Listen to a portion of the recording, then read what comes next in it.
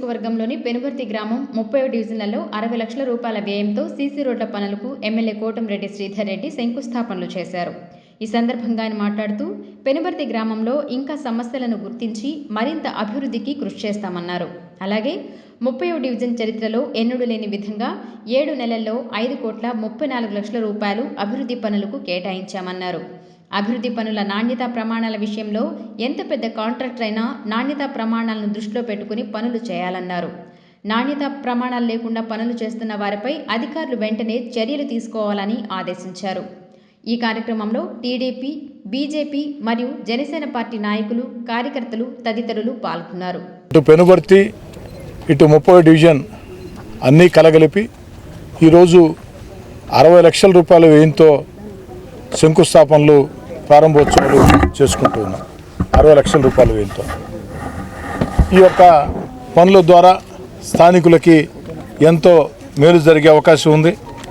Rural నియోజకవర్గంలో ఎక్కడైతే ప్రజలకి ఆ యొక్క అభివృద్ధి కార్యక్రమాలు అవసరమో ప్రజలందరితో మాట్లాడి వారి ఆకాంక్షల మేరకి, వారి కోరికల మేరకి, వారి అవసరాల మేరకి అభివృద్ధి పనులకి అన్ని రకాల కూడా ముందుకు సాగుతూ ఉన్నాయి. కొన్ని పూర్తయినాయి, కొన్ని పూర్తిగా వస్తున్నాయి. ఈరోజు చెప్పాలంటే 30వ డివిజన్ నెల్లూరు రూరల్ నియోజకవర్గంలో అతిపెద్ద డివిజన్. ఈ యొక్క 30వ డివిజన్లో ఎన్ని కోట్లు ఖర్చు పెట్టినా కూడా ఇంకా చాలా పనులు ఉంటాయి.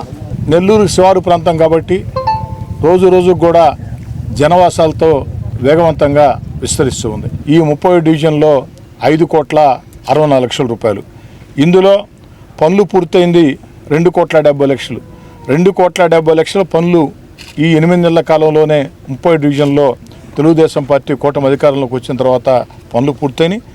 మరో 1,05,00,000 రూపాయలతో ప్రారంభమైనాయి. అదేవిధంగా టెండర్లు ఆల్రెడీ పిలిచి ఉన్నటువంటి పనులు 42 లక్షల రూపాయలు. అదేవిధంగా కొత్తగా 1,50,00,000 రూపాయలు ఈ డివిజన్కి 2 రోజుల క్రితమే శాంక్షన్ చేయడం జరిగింది. ధనవంతులు నివసించే ప్రాంతాల్లో అభివృద్ధి జరిగితే అభివృద్ధి కాదు. నిజమైన అభివృద్ధి ఏమిటంటే సామాన్య కుటుంబాలు, పేద కుటుంబాలు, నిరుపేద కుటుంబాలు, నిరంతర కూలీలు, మధ్యతరగతి కుటుంబాలు, దిగువ మధ్యతరగతి కుటుంబాలు, ఈ కుటుంబాలు ఎక్కడైతే నివసిస్తున్నాయో అక్కడ రోడ్లు కావచ్చు, కాలువలు కావచ్చు, పైప్ లైన్లు కావచ్చు, ఏదైతే బోర్లు కావచ్చు, కరెంటు సమస్యలు కావచ్చు, ఆ సమస్యల పరిష్కారం చేయాల్సిన బాధ్యత శాసనసభ్యుడిగా నా మీద ఉంది.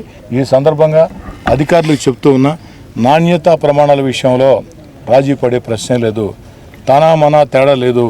నాకు నచ్చిన కాంట్రాక్టరా, నేను మెచ్చిన కాంట్రాక్టరా, మరో కాంట్రాక్టరా నాకు సంబంధం లేదు. స్థానిక నాణ్యతా ప్రమాణాల విషయంలో ఎక్కడైనా పొరపాట్లు జరిగితే ఇందుకు అధికారులే బాధ్యత వహించాలా? పొరపాట్లు జరిగితే, నాణ్యత కానీ లోపిస్తే శాసనసభ్యుడిగా నేనే స్వయంగా ఫిర్యాదు చేయవలసి ఉంటుంది. కాబట్టి కార్పొరేషన్ అధికారులారా, పంచాయతీరాజ్ అధికారులారా, ఇరిగేషన్ అధికారులారా, రోడ్లు భవనాల శాఖ అధికారులారా అందరూ గుర్తుంచుకోండి. నాణ్యతా ప్రమాణాలతో కాంట్రాక్టర్ చేత పని చేయించాల్సిన బాధ్యత మీది. మీ మాట కాంట్రాక్టర్ విన్నట్లయితే కఠిన చర్యలు తీసుకోండి. ఎవరైనా కూడా మీరు లెక్క చేయొద్దు. నా పేర్లు చెప్పినా కూడా లెక్క చేయవద్దు.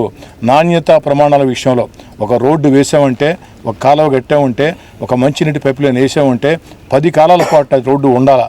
ఆ విధంగా ఆ కాలం ఉండాలా. దానికోసం అధికారులు కఠినంగా వ్యవహరించాలని కోరుతున్నాను.